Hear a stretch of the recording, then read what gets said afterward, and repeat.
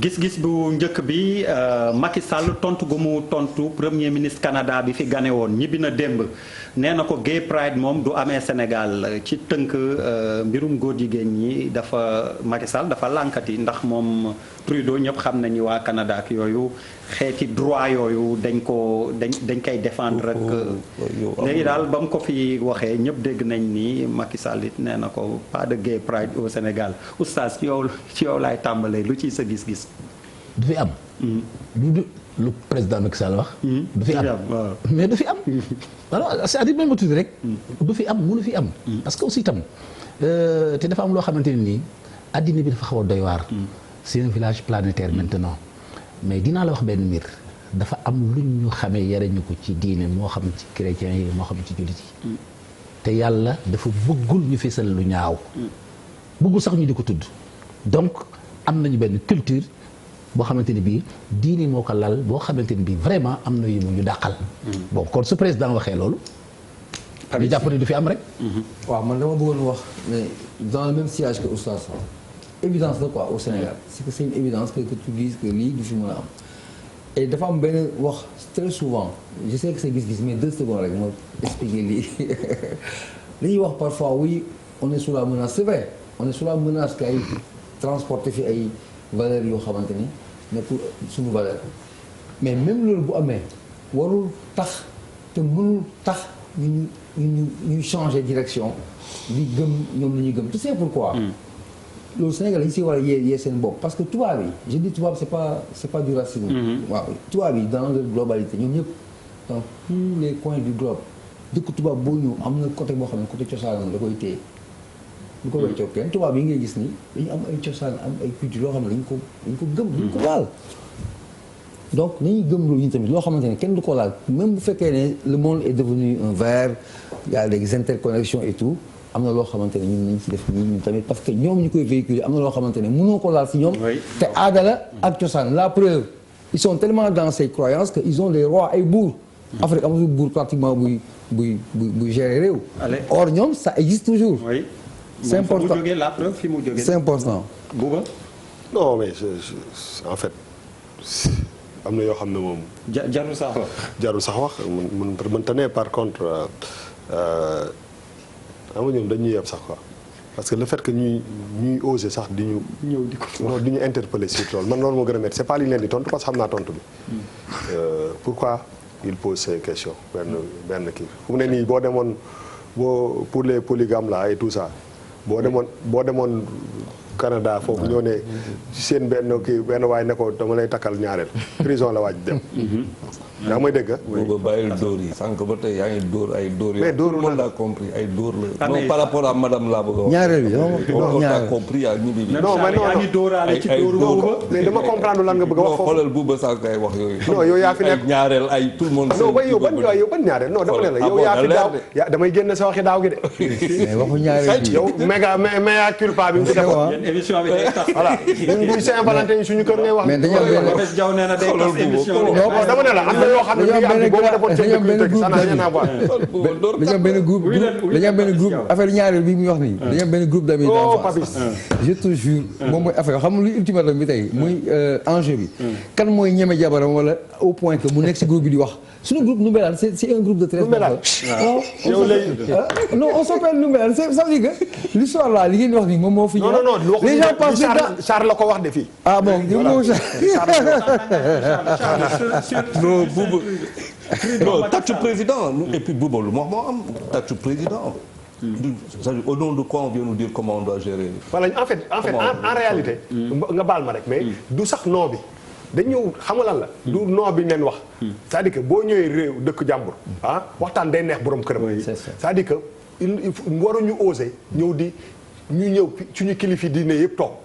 ñëpp toog ñu ñëw fi di visiter suñu dëkk di aborder yenn question yoo xam ne xam nañ la réponse mais quand même dañ koy aborder pour man foofu problème boobu la am c'est pas la réponse mais déjà la question bi ñuy poser kaw waaw mais Bouba il faut se féliciter de la réponse xam nga man dama toog réponse mën ko déglu mais loolu laa wax mais non on connaît la réponse fëgg yi mënul fëgg boobu mënul mel mais nañu bàyyi question yi dañ koy bàyyi teg ko na le réponse bi moom ay fëgg la docteur merci man kay effectivement li Bouba wax loolu la par exemple question bi defe naa question bi dee na. terminé. devant Barack Obama lii la président waxoon. mu waxaat lii devant le premier ministre je pense que kenn dootu ko poser question bi. Sénégal moo nanguwul lii ci seeni société. jeex na. gis-gis bi ci topp Pierre beneen gis-gis bi. tontu boo xam ne ni naan tontu mu du forox moom Thierno Bocoum ambassadeur France parce que su ngeen ko dégloo ci week-end bi ambassadeur France dafa àddu ci terre bi wax loo xam ni safaanoo nag li nguur gi wax na tamit ci affaire u Sénac autoroute. renégociation kii. voilà ci problème mu nañu renégocier ak yooyu. la tarification. Thierno Bocoum nag nee na mais luy yoonu ambassadeur u France. ci ay mbirum Sénégal. D'ailleurs, si tu veux pas que je me mêle de tes affaires, ne m'associe pas à tes affaires. Ne me mêle pas à tes affaires. Oui, c'est tout. L'ambassadeur, c'est le représentant de l'État. Je pense que am na droit wax ci politique économique de son pays. Peut-être que c'est même si FAGT privé la tamit. Mais il défend son industrie et ses entreprises. Mais moi je suis parfaitement en phase ak Thierno Bocoum kii def ñu yëpp. lan moo ci yoonam mais bu boobaa bul ko laaj dara. bul ko laaj mu jëmbali la. ki mooy yabaat mais est-ce que mus nga gis c'est toujours comme ça. Les ambassadeurs des États-Unis des grandes puissances de la France. Mais c'est des gens qui sont à la limite ay moitié président lañu quoi ils ont tous les c'est vrai. ils se permettent. non ils disent tout ce mais la main qui donne est au-dessus. mais ñun ñoo moom suñu réew. dañuy yàpp bu ba wax na dëgg.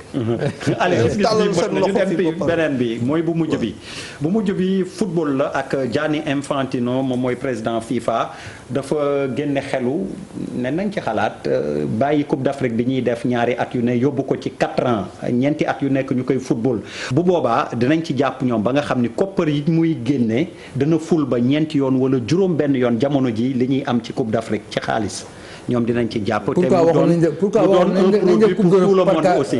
pourquoi waxul attends. pour non vas-y. c'est xamul affaire bi ñoom ñëpp dañoo jàpp africain yi. li yëpp jàppale la rek. parce que boo gisee ñuy ut arrangement yi. dafay am ay perturbations au niveau des disponibilités avec les clubs.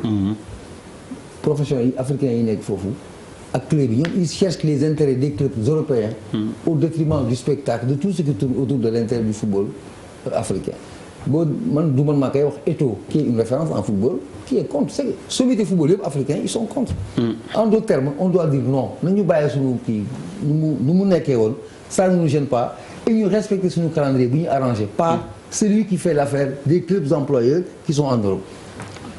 Bon, moi je suis pas contre à 100%. waaw parce que tout simplement wuñ ban dëkk lañ nekk ni Sénégal. tey jii nii mënuñu organiser Coupe d'Afrique. Ouais. Guinée bi. mënuñu ko Gambie mënuñu ko Guinée Bissau mënu ko. on est obligé dem ay Égypte di mu ñu kii saa yi. te ci li mu junj nee na ay 1000 milliards la ñuy def ci stade yi la tey jii nii boo indee benn joueur buy jouer Paris Saint-Germain wala Liverpool wala dara indi ko fii muy jouer yaa ngi def carrière am risque amuñu terrain yu ñu footballé bu la ponkal boo ko yebee ca doxin wala. aujourd'hui bu ñu amoon ci dëkk yëpp ay stade yu performant ay pelouse yu baax. ay trucs ñun mën nañu am yenn prétention yi. est-ce que jouer en Afrique. noir fii de l'ouest nii wala dara ci dëkk yu bëri fii c'est un risque pour la carrière d'un joueur international il faut ñu comprendre benn affaire su mooy ñun ñëpp ay nit lañu. du ma dem fee ñu may fay 500 millions par mois ma yor ci sama njaboot bu ma dee Sadio Mané yor ci Bambali yor ci sama village sa réew su mooy xoola tey jii saa yu ma joué maa ngi am risque te boo ba sa tànk ba yàqoo wala dara fii lañ lay romb. Aujourd'hui ñun ñoo war a revoir suñu situation. tey jii Sénégal mënu organiser Coupe d'Afrique bu ñuy jouer on est obligé dem jouer ci ay terrain yoo xam ne c'est pas un terrain digne du nom de Kalidou Koulibaly après ñu bëgg am la prétention d'organiser la CAN tous les 2 ans saa yi. doon waxante dëgg. loolu 4 ans yi ñun amuñu yenn prétention yi parce que li ñu waroon def defuñu ko. ba ñuy imposer 4 ans. et pourtant dans ces arguments justement. non ba pare nag ba pare leen laa du nangu. ba pare leen laa du nangu. c'est-à-dire leen laa du nangu gis-gis la du ma nangu débat bi ak Papis parce que c'est un truc de sport. kon bàyyi leen ma indi ma indi ko beneen yoon sujet allez Charles Faye. Charles bàyyi leen ko yéen ñaar bii 2 ans 4 ans yéen ñaar yéen a koy def. wuyu leen Charles 2 ans ou 4 ans. non Bouba wax la ànd ak Bouba c'est-à-dire nous on a des fiertés mal placées. sans que loolu moom on a des fiertés mal placées. fii nga fiy def Coupe d'Afrique ñu lay wan ñu lay nëbb tribune yi. parce que tout simplement il y a personne dans les stades. c'est-à-dire nous sommes vraiment Bouba tu as raison quoi. nañ fa def Coupe d'Afrique tous les 10 ans. et puis nañ ñibbi. moi je c'est la Saint-Valentin. non Cheikh yow da ngay wax ci football da ngay wax football. docteur doo dem Saint-Valentin. vraiment doy na. mais déglu leen oustaz. non yéen nee naa leen tey oustaz 2.0 laa leen indil. oustaz xam nga dara ci football. waaw mais man demal nga Saint-Valentin. vraiment football la wax. yow yaay Saint-Valentin. Charles Bouba arrête de perturber. je vous libère. ma jóg leen yéen dem leen. c'est du jamais vu dem leen. mais Bouba dem leen. bonne fête. gars yi bonne fête. allez bonne fête. c'est fini c'est vrai. il quitte le plateau non di nga ma wax non. waaw ku wax loo xam ci affaire bi yow. waa jëppal nga war nga xam football. non waa jëppal nga war nga xam football allez. mais non bien sûr xam nga football. mais c'est-à-dire moom dafa wax dëgg. c'est-à-dire mook saa waay xëy na du ñu laalante tuuti. mais quand même ku ci nekk am nga dëgg quelque part mën nañ ko parce que xam nga ñee seen ay intérêt rek la ñu gérer. seen ay intérêt rek la ñu gérer. lu ñu wax lu nekk boo xoolee ba ci biir xam ne ñoom seen intérêt moo ca nekk moo ca ëpp. mais aussi itam en Afrique yàlla ma yàlla baal. retard bi daal xaw na bari tuuti. am na nu ñu doon doxale am na nu ñu doon maanaam suñu infrastructure yi ak ni ñuy gérer suñu joueurs yi sur tous les plans kon dinañ mën a sax répondre kii mais boo leen répondre lan nga fay teg ñoom il part seen intérêt bopp la ñuy wax. seen intérêt bopp la ñuy wax.